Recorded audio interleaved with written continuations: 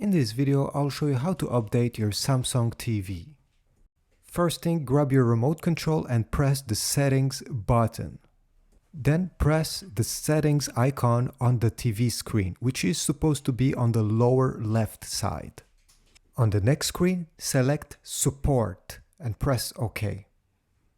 Then select software update. And then finally select update now.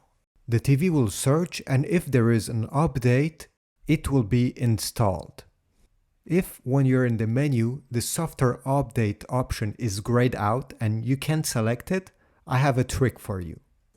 All you have to do is to press the source button on your Samsung remote control. It's on the top right corner.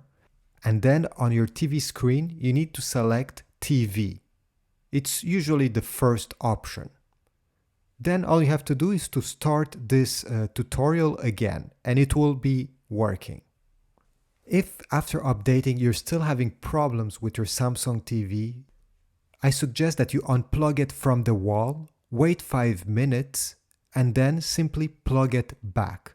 This solves many kinds of issues with Samsung TVs.